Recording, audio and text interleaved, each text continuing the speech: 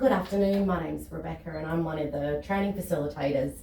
I've been asked to come in and meet with you both because Taylor's asked me to come through and teach you a new work skill, which is, we're addressing two of them.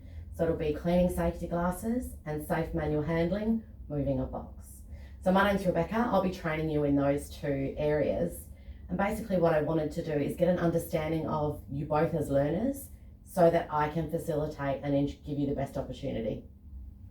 So first of all, what was your name? Shannery. Shannery. Yes. And your name? Nicole. Nicole. It is lovely to meet you both. Thank you very much for taking this opportunity to meet with me. What I'd like to understand, first of all, is your previous learning experiences. So Shannery, can you tell me about any times that you've had formal or informal training, on the job, accredited training, in-house training, or training in any of your personal interests? Yes. So I've had accredited training at the Royal Royal GP. The RACGP? Yes. Yeah. And also in clinic, so In the medical clinic. Yeah. Where we've had our practice manager train us in PPE. Mm-hmm. So which we've also been accredited for the clinic accreditation. Accreditation? Yeah, absolutely, fantastic. And what do you feel like your preferred learning styles are? So do you like to hear things, see things, a combination of the both, being shown things? A combination of both. Yep. So seeing sorry. No. That's okay. So you like to see? I like to see both. So yep. With the in the clinic, like with the managers and with your co-workers? My co-workers, yes, that's the way. Perfect. Lovely. And Nicole, likewise, can you tell me about any informal or formal training that you've had, your learning experiences, including accredited training, in-house training, or any of your personal interests? So I've had accredited training through the Sonic Health Plus Wingfield as well. Had the senior nurse also go through with PPE training and everything as well. Fabulous. And what's your sort of preferred learning style? I'm very visual as well as hands-on. Best way to kind of do it is, I feel as though the more I practice doing things, the better I get at them. Lovely. So you like opportunities for practice and being able to implement what you've learnt straight away? Yes. Beautiful. So can you tell me about the qualifications that you both have and the roles that you're undertaking on a day-to-day basis? So in medical screening, we're heavily using PPE consistently with doing drug and alcohol testing and items as such, even with blood collection or any kind of contact with patients. That's including spirometry training and audiometry as well. Lovely. So the two new skills that we're going to be going through, how do you think that will help you in your current role? It will probably be helpful in the sense of making sure that we're fine detailing all of our PPE usage with glasses and items like that around like PCR testing and things as such. And it will also be handy if we're moving stock around the clinic with manual handling to make sure we're using the correct format for that. Lovely. Taylor, just obviously with the staff that you've currently got, do you feel that there's an issue with your manual handling currently?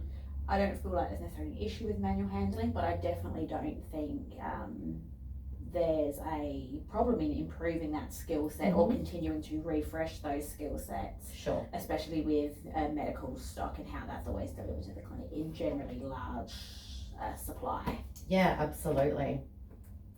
And so I understand that some of this will be conducted on site, so they're going to be doing PCR testing, is that correct? Yes, they will be doing PCR testing on site for various clients. Beautiful. And so what do those workplaces look like? Have you been there and seen them and done a bit of a site safety audit? Yes, we've been to the locations where we will be conducting them, so there will be need for our screeners to go on site, be moving the stock from vehicles to the table setup. They will be conducting with PCR testing, as well as obviously making sure that our PPE is all up to standard, clean and ready for them to be able to conduct said tests. Beautiful, excellent.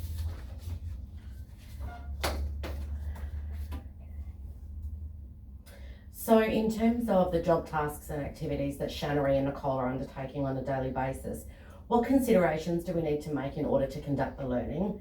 So, I mean, will they be backfilled? What sort of rostering?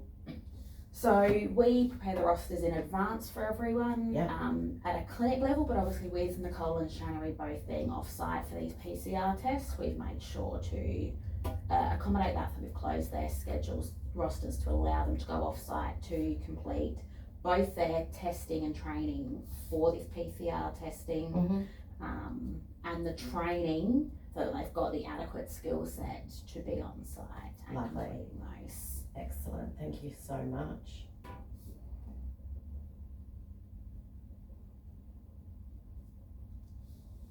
Okay, so in terms of the development of the staff, after they've acquired these new skills that we're looking to train, so will they have appropriate sequencing of their jobs, tasks, activities to reflect their development? So will they be able to demonstrate on a ongoing basis that they've managed to retain that skill? Certainly. So as Nicole mentioned earlier on, we actually have a senior nurse who conducts 6 monthly audits. Right. So that will give them opportunity to show her that they have kept up with that training and skill set. There's obviously the option for self-evaluation.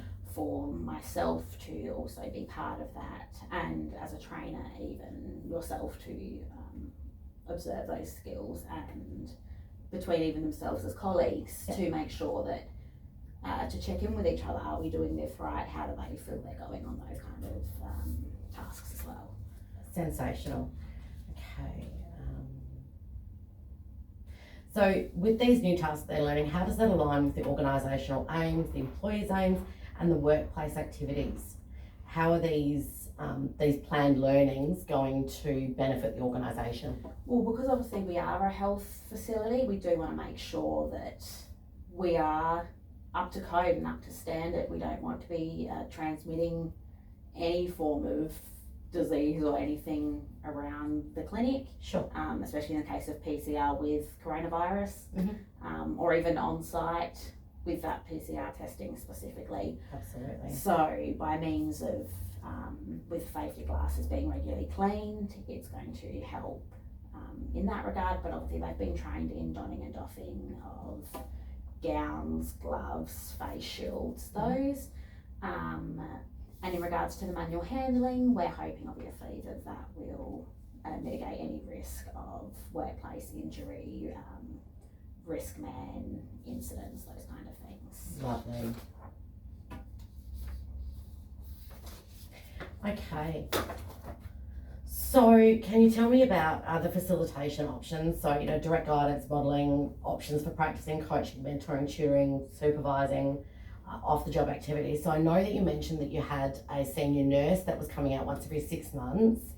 What sort of options are available for the learners post my training and assessment to ensure that those skills are maintained?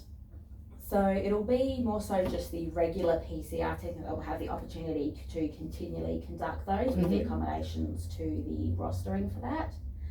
Even if they are not on site continually conducting testing, we'll make accommodations just in the rostering for skills maintenance and the continuality. I don't know what word I want there. Continuity? Yes, continuity. So that they can maintain that skill set within the training room with each other, with even their colleagues, so that they can just maintain those tests. Absolutely. Okay, so in terms of the facilitation, we're planning on training on Monday. Yes, that's correct. And you're both aware that we're training on Monday, 9 a.m, and we'll be in the training room. Yes. So it'll be myself that you'll be meeting with. Taylor, you're sitting in on the training? Yes, that's correct. Yeah, excellent. Okay, so I will have a computer, so I'll be showing you some videos, and then there'll be some activities afterwards for you to actually go away and have a look at. So one of them is in terms of navigating to a web page to look up a resource. The other one is a YouTube video. Will there be any other personnel or additional support involved in the learning? Not immediately on that Monday, no.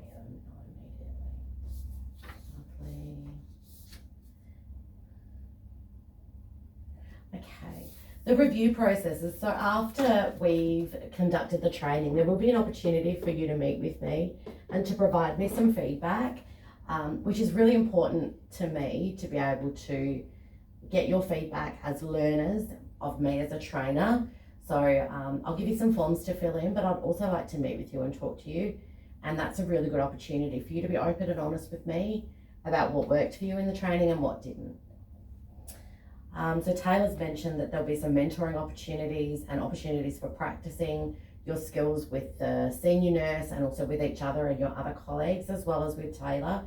So if you're ever unsure of anything, we'll come back to that. And if you feel like you need a refresher, just let Taylor know and I can always come back through and offer you those opportunities as well.